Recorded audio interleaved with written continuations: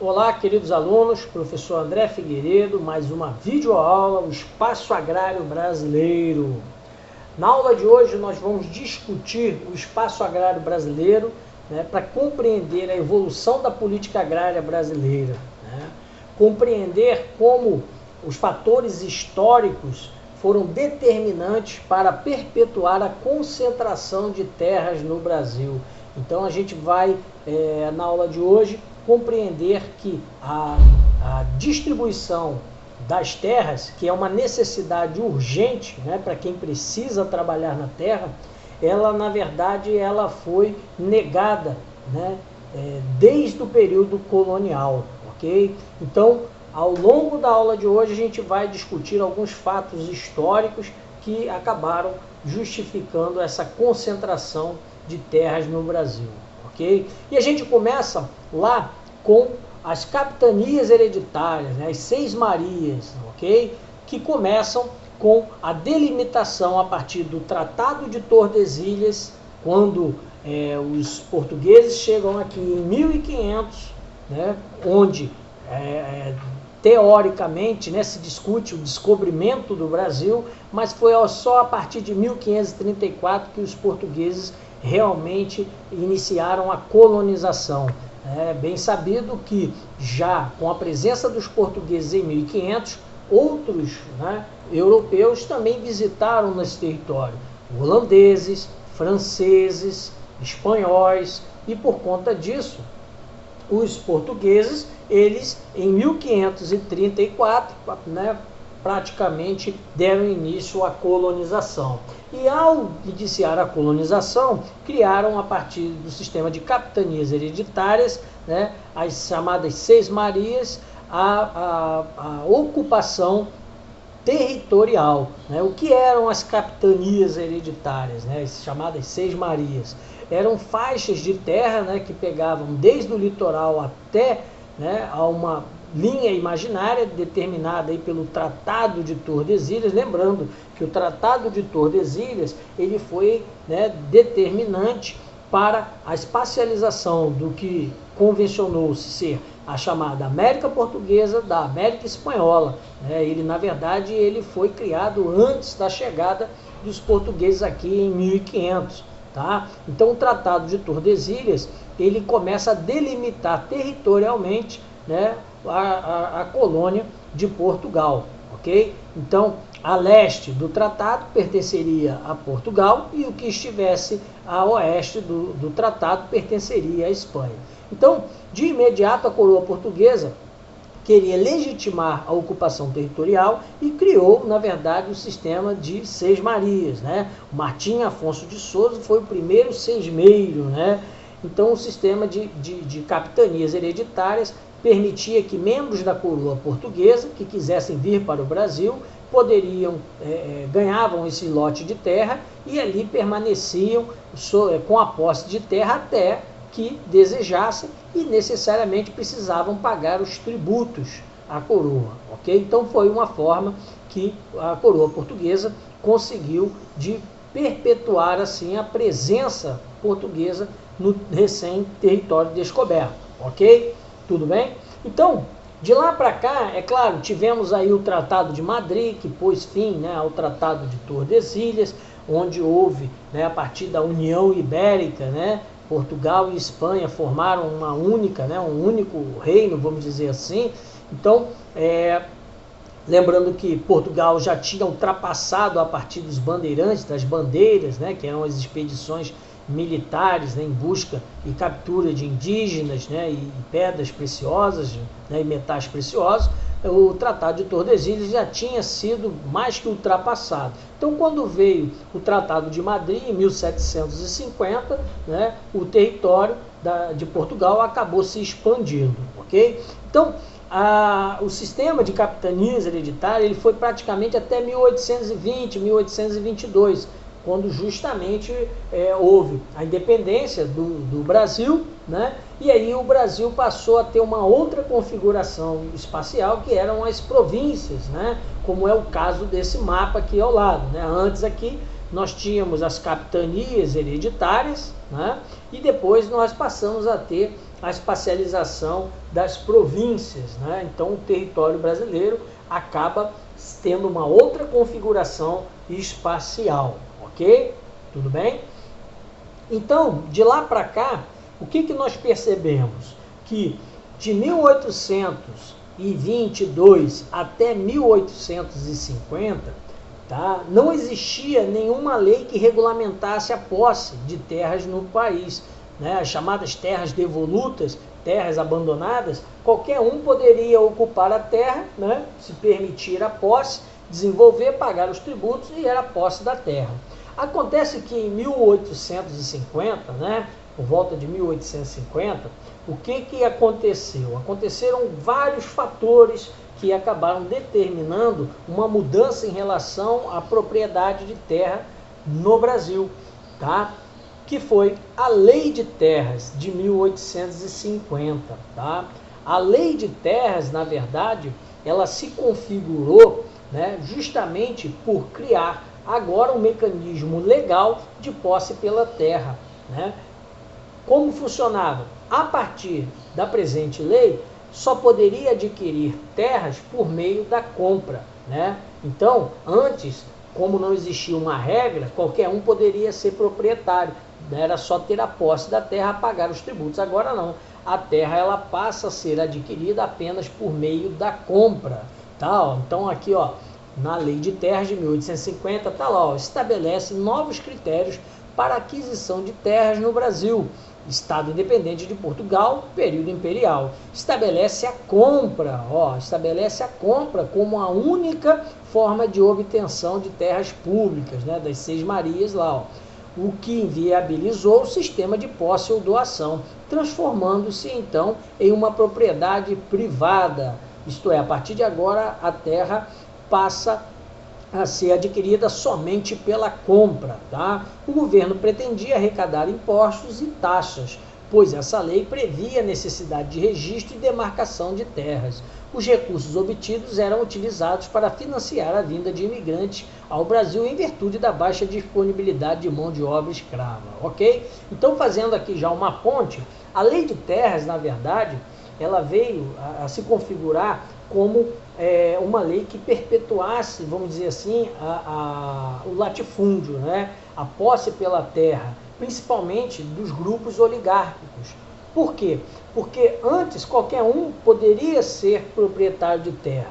Lembre-se que o fim da escravidão, né, a escravatura no país, ele já vinha sendo discutido, né? Por exemplo, no mesmo ano, né, a Lei Eusébio de Queiroz. O que dizia a Lei Eusébio de Queiroz? A Lei Eusébio de Queiroz tratava justamente do fim do tráfico de escravos para o Brasil, tá? Do fim do tráfico de escravos. É claro que de imediato, né, a Lei Eusébio de Queiroz ela não alterou rapidamente a questão da escravidão no Brasil, não. Ela só impediu o tráfico de escravos, né? Foi um acordo com a Inglaterra, né? A lei se configurou a partir né, dessa tendência do governo brasileiro com um acordo com a Inglaterra, tá? Mas principalmente ela não, de certo modo, inibiu a escravidão no país, não. Né? E há relatos históricos, inclusive, que aumentou o tráfico de escravos dentro do Brasil, porque era mão de obra forçada, ok? E nesse momento, temos que lembrar que a Europa, em 1850, a Europa vivia o auge, né, ou o início, melhor dizendo, né, da sua segunda revolução industrial, tá? A segunda revolução industrial, a primeira revolução industrial, aquela do surgimento da máquina a vapor em 1750, né, a máquina movida a carvão, né, e em 1850 a indústria passa por uma inovação, né, a máquina agora passa a ser movida pela eletricidade e os derivados do petróleo. A Europa vive uma nova revolução industrial. E também existia a situação com a Itália, né, e a Alemanha, principalmente, esses países, por volta de 1850, eles viviam um conflito interno, né, disputas internas, e que trouxe, na verdade, muitos imigrantes, né, para o Brasil, né, fugindo dessa instabilidade política na Itália, né, e na Alemanha, tá? Muitos imigrantes vieram para o Brasil e, obviamente, atraídos pela oportunidade de trabalho, né, pela oportunidade de posse pela terra e tudo mais. Só que, já prevendo que a chegada desses imigrantes, né, a própria aproximação, né, do fim da escravidão, rapidamente essas oligarquias decidiram criar uma lei para poder impedir a posse de terra pelo imigrante que chegasse e mais lá pela frente pelo negro recém-liberto, vamos dizer assim, né? Já que não existia, né, havia uma ausência de lei em relação à posse da terra, qualquer um poderia ter a posse, então rapidamente criaram essa lei. Por quê? Primeiro, né, o imigrante recém-chegado da Europa, lembrando, o imigrante ele já conhecia a indústria, o imigrante ele já chega com conhecimento sobre formas de organização sindical, tá? E acreditavam que o imigrante chegando ao Brasil ele não iria trabalhar nas lavouras, né? Teoricamente eles iriam se dirigir às cidades, né?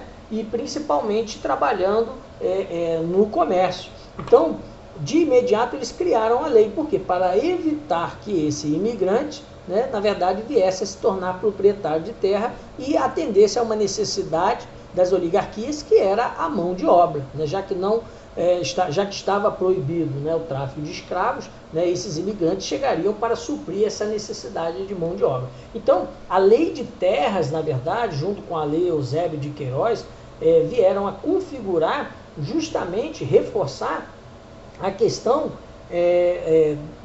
da concentração fundiária no país. Tá? Isso aí a gente não pode esquecer isso, ok?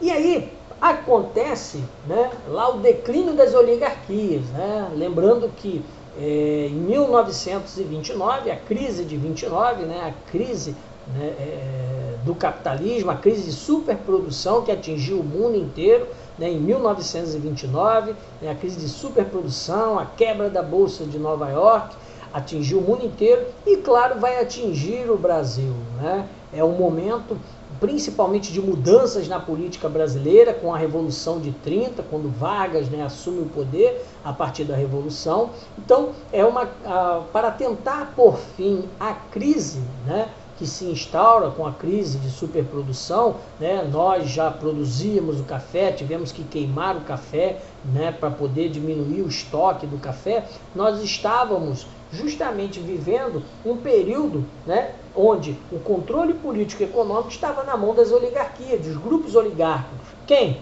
Né? Na verdade, os barões do café e os grandes pecuaristas. Né?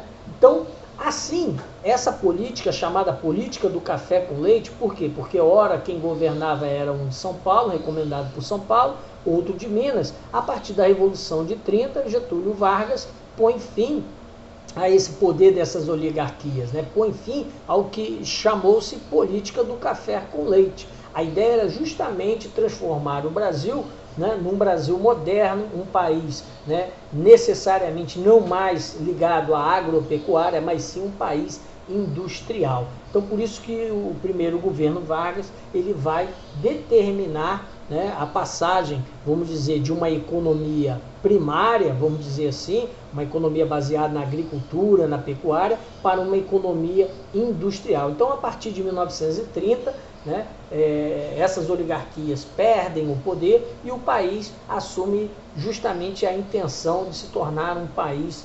industrializado, ok? Mas isso não vai tirar o poder desses grupos oligárquicos, né? Eles não necessariamente, por quê? Porque quem tem terra tem poder, né? Essa já era uma ideia discutida, né, na geopolítica mundial, na geografia mundial, né, que se configurou a partir de várias teorias, como a teoria do espaço vital, né, espaço é vida, né, quem tem terra, quem tem posses, né, tem poder, tá? Então isso foi perpetuado ainda mais com a questão da terra, né? Quem tem terra tem poder, principalmente nas regiões mais interiorizadas, né? O grande proprietário de terra, o grande latifundiário, ele necessariamente ele tem o poder político, o poder econômico, né? É o chamado coronel, né? O coronelismo, tá? Então, essencialmente a introdução, né, de um país, a ideia, né, a partir da Revolução de 30, de um país moderno, isso também não tirou o poder, né, dessas oligarquias em relação à sua posse de terra, ok? Aí nós tivemos, inicialmente, as ligas camponesas, né, que foram formas de associação do trabalhador rural, né, que pretendiam lutar pela posse da terra, né, pela distribuição da terra, né, para que essa distribuição fosse mais justa, né? E aí, em meio à formação das ligas camponesas, né, que se distribuíram por todo o país, né, veio também o governo Jango, né, com as reformas de base. As reformas de base, na verdade, elas tratavam justamente de promover reformas estruturais no país, como, por exemplo, a reforma agrária, né? Então, a reforma agrária, na verdade, que foi discutida a partir do governo João Goulart, né, que introduziu a reforma, né, as reformas de base, reforma em educação, saúde, habitação, né, e reforma agrária, isso soou, né, muito como um governo, né, para a União Soviética, né, um governo socialista, né? Inclusive essa charge aqui, ó, as reformas de base, ó, está irrigando a terra e ao mesmo tempo, né, irriga um movimento social no campo, né, ligado ao movimento comunista, né, ao movimento socialista. Então as reformas de base, elas foram encaradas justamente como um movimento social muito forte, e daí decorre o golpe de 64, né, o regime militar, e aqui nós temos um bem emblemático, né, as pessoas que acabaram desaparecendo em função do golpe de 64. E aí as ligas camponesas, elas acabam saindo do cenário por conta da ilegalidade do movimento, né, em prol aí da instauração de um regime militar no país, ok? Isso aí vocês já sabem bastante, ok?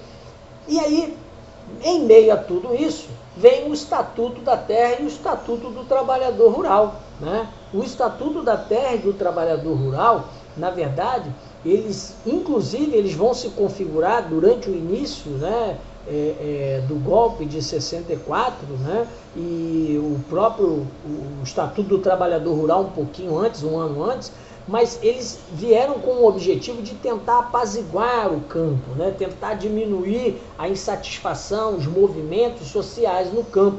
Por quê? Mesmo durante o período, né, da ditadura, o início do golpe militar, o Estatuto da Terra e do Trabalhador Rural, ele tinha o objetivo de legislar um pouquinho sobre as questões que envolviam a posse da terra e principalmente dando, a partir do Estatuto do Trabalhador Rural, as mesmas garantias, né, o amparo legal, né, principalmente do trabalhador do campo, similar ao trabalhador urbano, né, a formação de sindicatos e tudo mais. Com que objetivo? Na verdade, de tentar diminuir essa insatisfação crescente no campo. Então eu tenho aqui, ó, a lei número 4.504, de 30 de novembro de 64, que dispõe sobre o Estatuto da Terra, né, e dá outras providências. Então eu peguei aqui fragmentos para a gente poder só entender o que representou o Estatuto da Terra. Tá? O artigo 1, esta lei regula os direitos e obrigações concernentes aos bens e imóveis rurais, para fins de execução de reforma agrária e promoção de política agrária. Então, o artigo 1 ele já vai tratar, né, da reforma agrária. Claro, você ouve isso, então meio que você tranquiliza aquela insatisfação, né, geral no campo, ok? No inciso 1º está lá, considera-se reforma agrária o conjunto de medidas que visem a promover melhor distribuição da terra, mediante modificações no regime de sua posse e uso, a fim de atender aos princípios de justiça social e aumento da produtividade. Então, ele cai como uma luva, o Estatuto da Terra, porque ele necessariamente ele vai tratar, né, vai tornar discutível, vamos dizer assim, a ideia de reforma agrária no Brasil, ok? E o Estatuto do Trabalhador Rural, está lá, ó, denominação, dada a lei número 4.214, promulgada em 2 de março de 1963 e publicado no Diário Oficial no dia 18, né, do mesmo mês, ok? O Estatuto significou a extensão da legislação social ao trabalhador rural, fornecendo as bases para a organização sindical do campo brasileiro. Nada mais é do que propor, né, garantias trabalhistas, os mesmos direitos trabalhistas que o trabalhador urbano tem, o trabalhador rural passa a ter nesse momento, ok? Então, compreendemos aí o intuito, né, de tentar minimizar os conflitos pela posse no campo. E aí nós chegamos ao período de redemocratização no país, né? 1984, 1985, a década de 80 foi a década, né, perdida, né, do ponto de vista político, econômico, mas também o período de redemocratização, né? Momento em que os movimentos sociais no campo voltam a ganhar força, principalmente a partir do surgimento do MST, do Movimento dos Trabalhadores Rurais Sem Terra, né? Movimento organizado, associado às antigas ligas camponesas, né, vamos dizer assim, com forte amparo, né, da Igreja Católica, né, brasileira, e a partir daí esse movimento ganha as ruas, né, e ganha o campo em busca da tão desejada reforma agrária, né, que é a distribuição. A reforma agrária passa a ser, então, o desejo, né, de uma distribuição mais justa de terras, dando terras a quem não tem, fazendo com que a terra passe a cumprir a sua função social, que é gerar renda, né, criar emprego e oportunidades para quem precisa trabalhar. É claro também que, no outro ponto, nós temos aí os ruralistas, né, que representam ainda essa, vamos dizer assim, oligarquia, né, que é detentora das posses de terras, e esses ruralistas, em sua grande maioria, estão, né, no poder e dificilmente eles vão aprovar reforma agrária na terra deles, ok? Isso a gente não pode deixar de discutir isso. Então a posse da terra no país, ela vai ganhando, né, um ar de complexidade a partir do momento em que há as disputas territoriais, disputas em terras indígenas, né, as disputas territoriais associando aos garimpeiros, né, que ocupam a terra indígena, a disputa territorial por conta da grilagem de terra, né? Lembrando aí o termo grilagem de terra está associado justamente à fraude, né, de posse de terra, que são legitimadas em cartórios, que ninguém sabe realmente a veracidade dessas posses de terra, e que depois que é lavrada essa posse de terra, essa terra ela é fragmentada, dividida em lotes, e aí fica cada vez mais difícil o governo controlar, né, justamente a expansão da terra no país, e acaba aumentando o latifúndio no país, ok? Até a próxima aula.